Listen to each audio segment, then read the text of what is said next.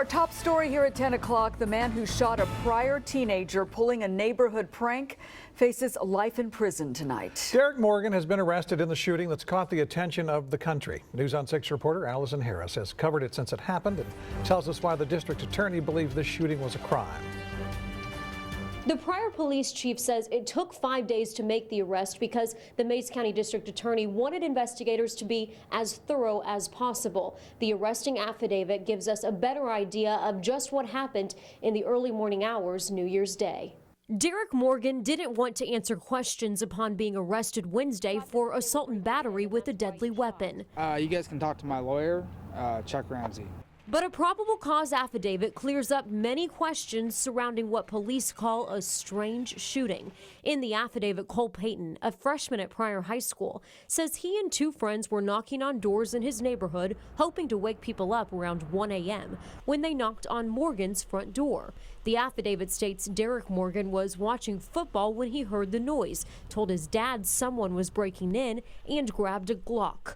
Morgan says he walked around the house to the unfenced backyard, where the boys had moved to knock on a back window. There, Morgan says he yelled at them to put their hands up and not move.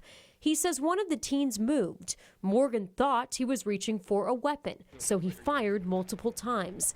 Payton and his friends took off. The affidavit states Payton made it to the street before being shot in the back. Did you think that they were breaking in? You guys can talk to my lawyer, Chuck Ramsey, about anything involved with this case. Did you have any malicious intent at all? You can talk to my lawyer, Chuck Ramsey. I have no comments. Pryor Police Chief Steve Lemming says it's a warning to any teen pulling a prank. The times are changed. Kids used to be able to do a lot more, and I mean, it's just scary now with what the public's capable of doing. Morgan's dad, Gary, backs up his son's story, but questions part of it in a recording from a police car. The affidavit states that in the recording, Gary says he doesn't know how his son could see the boys reaching for something in the dark. Mays County District Attorney Matt Ballard released this statement after filing the charge against Morgan. While I fully support responsible gun ownership and the right of people to defend their person and their home, that's not what happened in this case. The victim was 85 feet away from the house in the middle of a public street when he was shot while fleeing. Payton's mom says she doesn't feel strong enough to talk about the shooting at this time.